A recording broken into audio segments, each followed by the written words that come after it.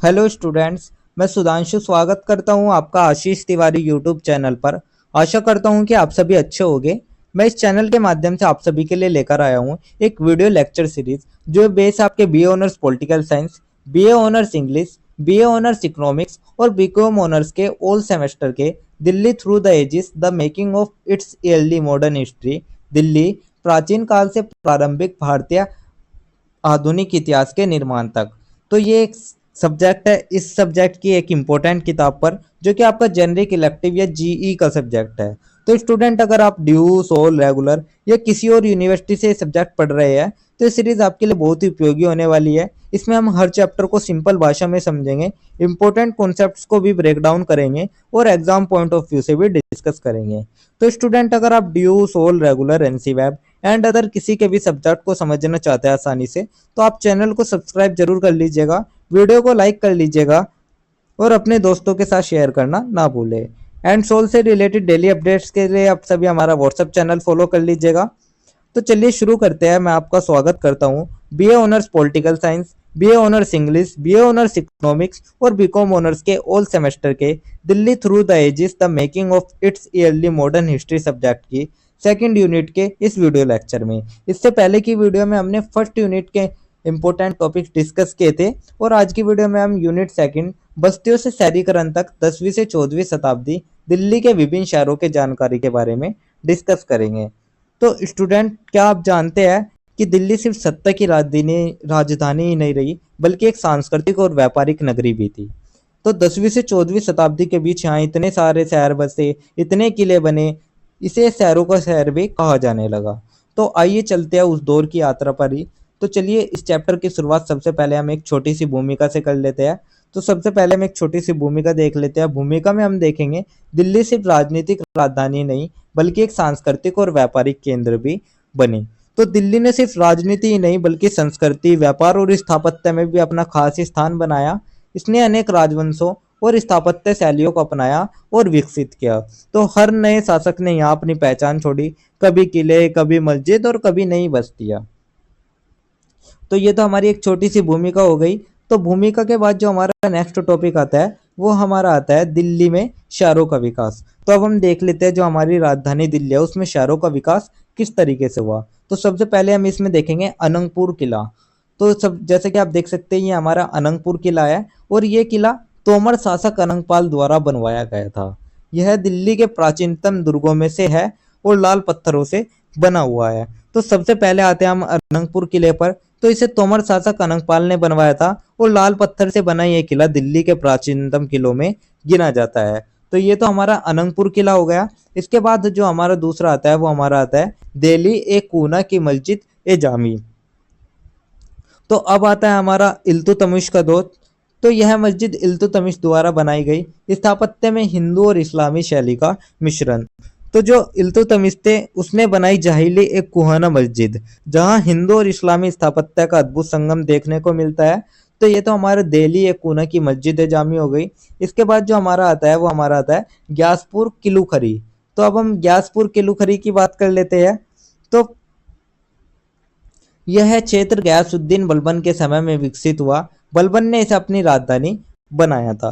तो जो गयासुद्दीन बलबन थे, जैसे कि आप देख सकते हैं हमारे गयासुद्दीन बलबन थे, तो गयासुद्दीन बलबन ने अपनी राजधानी बनाई ग्यासपुर को, किलू खरी को, जो कि ग्यासपुर में ही है किलू खरी। तो उसको गयासुद्दीन बलबन ने अपनी राजधानी बनाया और यह जगह उसके शासन का राजनीतिक और प्रशासनिक केंद्र भी बनी। तो ये था ग्यासपुर किलू खरी। इसके बाद जो फोर्थ आता है वो हमारा आता है सीरी। तो अब हम सीरी देख लेते हैं। अब आते हैं अलाउद्दीन खिलजी पर। हम सीरी का निर्माण अलाउद्दीन खिलजी ने कराया। यह पहला पूरी तरह से निर्मित मुस्लिम सैन्य शहर था। तो जैसे कि आप देख सकते हैं ये अलाउद्दीन खिलजी है, तो उसने बनाया सीरी शहर। तो दिल्ली का पहला पूरे तरह से नियोजित मुस्लिम सैन्य नगर और यहाँ शाही खजाना, हथियारों का भंडार और सैनिकों की छावनियां भी थी। तो ये था सीरी। इसके बाद जो नेक्स्ट आया वो हमारा आया तुगलकाबाद। तो अब हम तुगलकाबाद के बारे में बात कर लेते हैं, जो कि बहुत ही फेमस हमारा रहा भी है। तो फिर आता है हमारा गयासुद्दीन तुगलक। यह शहर गयासुद्दीन तुगलक द्वारा स्थापित किया गया किलेबंदी और भारी पत्थरों से निर्मित सुरक्षा का उदाहरण। तो गयासुद्दीन तुगलक ने बनाया तुगलकाबाद और एक विशाल किला नगर और यह भारी पत्थरों और मजबूत किलेबंदी का एक उदाहरण भी था। तो ये था हमारा तुगलकाबाद। इसके बाद जो नेक्स्ट आता है वो हमारा आता है फिरोजाबाद। तो अब हम फिरोजाबाद को देख लेते हैं। फिरोजाबाद के फिरोज शाह तुगलक ने इसे बनाया। यमुना किनारे बसी इस नगरी में कई मस्जिदें, बावलियां और मदरसे थे। तो अंत में फिरोज शाह तुगलक ने बसाया फिरोजाबाद। यमुना नदी के किनारे बसी इस नगर में मस्जिदें, बावलियां और मीनारें बनाई गई। और यही वह शासक था जिसने कई पुराने स्मारकों को संजोया और उनको नया बनाया। तो यही था हमारा फिरोजाबाद।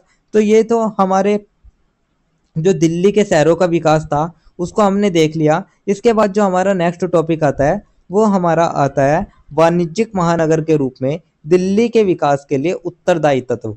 तो अब हम कुछ ऐसे उत्तरदायी तत्व के बारे में बात कर लेते हैं जिनकी वजह से जो वाणिज्यिक महानगर है वो दिल्ली के रूप में बन पाया। तो दिल्ली की भौगोलिक स्थिति, व्यापार मार्गों से जुड़ाव, शाही संरक्षण और जनसंख्या वृद्धि ने इसे एक व्यापारिक केंद्र बनाया। तो स्टूडेंट आप सोचिए, इतनी बस्तियां और इतने किले बसाने के पीछे कारण क्या था?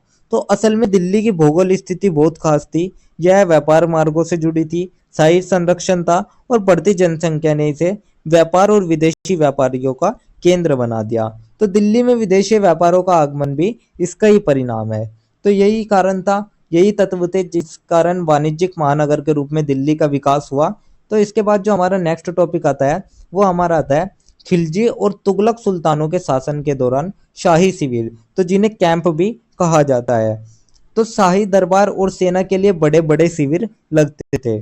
तो दिल्ली सिर्फ शहर ही नहीं बल्कि शाही दरबार और सेनाओं के शिविरों से भी भरपूर था। तो यही थे खिलजी और तुगलक सुल्तानों के शासन के दौरान शाही शिविर। अब इसमें हम देख लेते हैं श्री अलाउद्दीन खिलजी के अधीन शाही शिविर। तो सबसे पहले हम देख लेते हैं सिरी शहर को सैन्य गतिविधियों का मुख्य केंद्र बनाया गया। यहाँ शाही खजाना, हथियार भंडार और सैनिकों की छावनियां थी। तो जो सिरी था उसको खिलजी ने अपना सैन्य मुख्यालय बनाया। यहाँ शाही खजाना, हथियारों के भंडार और सैनिकों की छावनियां बनाई गई। तो ये था श्री अलाउद्दीन खिलजी के अधीन शाही शिविर। इसके बाद जो हमारा नेक्स्ट टॉपिक आता है वो हमारा आता है कुतुब परिसर का। तो अब हम कुतुब परिसर के बारे में पढ़ लेते हैं। जैसे कि आपने बहुत से स्टूडेंट गए भी होंगे, आप कुतुब मीनार देखने के लिए गए होंगे। तो कुतुब मीनार कुतुब परिसर में ही बना हुआ है। तो जैसा कि आप देख सकते हैं ये हमारा कुतुब मीनार है। कुतुब तो इसमें हम सबसे पहले देखेंगे कुतुब मस्जिद सामाजिक जीवन में केंद्र बिंदु के रूप में। यह मस्जिद केवल धार्मिक स्थल नहीं बल्कि सामाजिक, शैक्षणिक और न्यायिक गतिविधियों का भी केंद्र था। तो जो कुतुब मस्जिद है वो केवल धार्मिक स्थल नहीं बल्कि सार्वजनिक जीवन का केंद्र भी था। और कुतुबुद्दीन ऐबक द्वारा बनाई गई कुतुब मस्जिद सिर्फ पूजा स्थल ही नहीं थी, यहाँ सामाजिक, शैक्षिक और न्यायिक गतिविधियां भी होती थी। यानी यह मस्जिद समाज का केंद्र होती थी। तो यही था हमारा कुतुब मस्जिद सामाजिक जीवन में केंद्र बिंदु। इसके बाद जो हमारा नेक्स्ट टॉपिक आता है वो हमारा आता है कुतुब परिसर के संबंध में विभिन्न व्याख्याएं। तो कई विद्वानों का मानना है कि यह परिसर हिंदू और जैन मंदिरों को तोड़कर बनाया गया। कुछ इसे स्थापत्य कला का अनूठा संगम मानते हैं। तो विद्वानों के मत अलग अलग है। कुछ कहते हैं कि इसे हिंदू और जैन मंदिरों को तोड़कर बनाया गया, तो कुछ इसे स्थापत्य कला का अद्भुत संगम मानते हैं। तो यही था कुतुब परिसर के संबंध में विभिन्न व्याख्याएं। इसके बाद जो हमारा नेक्स्ट टॉपिक आता है वो हमारा आता है कुतुब मस्जिद की पवित्रता। तो अब हम कुतुब मस्जिद की पवित्रता के बारे में भी कुछ बात कर लेते हैं। इस मस्जिद को सुल्तान कुतुबुद्दीन ऐबक ने बनवाया। इसके अंदर निर्मल वातावरण और अद्भुत नक्काशी इसे पवित्रता प्रदान करती है। तो जो कुतुब मस्जिद है वो अपनी नक्काशी, वातावरण और स्थापत्य के कारण पवित्रता और भव्यता का प्रतीक मानी जाती है। और इसका जो निर्माण कराया था वो कुतुबुद्दीन ऐबक ने कराया था। तो यही था हमारा कुतुब मस्जिद की पवित्रता। तो ये तो हमने कुतुब परिसर देख लिया। इसके बाद जो हमारा नेक्स्ट टॉपिक आता है वो हमारा एक छोटा सा उपसंहार आता है, अर्थात एक छोटा सा सारांश या निष्कर्ष भी हम कह सकते हैं। तो उपसंहार में हम सबसे पहले देखेंगे दिल्ली का नगरीय विकास इतिहास की अनेक परतों को समेटे हुए है। तो स्टूडेंट 10वीं से 14वीं शताब्दी की दिल्ली में हमने देखा अनंगपुर का किला, इल्तुतमिश की मस्जिद, बलबन का ग्यासपुर, अलाउद्दीन का सिरी, तुगलक का तुगलकाबाद और फिरोज शाह का फिरोजाबाद। तो यह केवल सत्ता के केंद्र नहीं रहा बल्कि सांस्कृतिक, व्यापारिक और धार्मिक गतिविधियों का संगम भी रहा। तो जो ये सभी हमने अभी देखे, तो इन सब ने दिल्ली को सिर्फ राजनीतिक राजधानी ही नहीं बनाया बल्कि संस्कृति, व्यापार और धर्म का केंद्र भी इन्होंने बनाया। तो यही वजह है कि दिल्ली का हर पत्थर अपने अंदर सदियों का इतिहास समेटे बैठा है। तो यही था हमारा एक छोटा सा ऑप्शन और एक छोटा सा निष्कर्ष जिसके साथ हमारी यूनिट नंबर सेकंड भी कंप्लीट होती है। तो ये थी हमारी सेकंड यूनिट जिसके इंपॉर्टेंट टॉपिक्स मैंने आपको शॉर्ट्स में एक्सप्लेन कर दिया है। एंड अगर किसी स्टूडेंट को ये पीडीएफ या नोट्स चाहिए होंगे तो आप सभी हमारा टेलीग्राम चैनल को ज्वाइन कर लीजिएगा, वहाँ आपको ये पीडीएफ या नोट्स मिल जाएंगे। एंड अगर किसी भी स्टूडेंट का किसी भी तरह का कोई डाउट या क्वेरी होती है तो आप हमारे कमेंट सेक्शन में या फिर हमारे इंस्टा पेज को फॉलो करके भी पूछ सकते हैं। डेली अपडेट्स के लिए आप सभी हमारा व्हाट्सएप चैनल फॉलो कर लीजिएगा। एंड अगर आपको ये लेक्चर उपयोगी लगा तो वीडियो को लाइक कर लीजिएगा, चैनल को सब्सक्राइब कर लीजिएगा और अगले अध्याय के लिए तैयार रहिएगा जहां हम बात करेंगे यूनिट नंबर 3 के बारे में। तो आप सभी का बहुत बहुत धन्यवाद। आपका दिन शुभ रहे।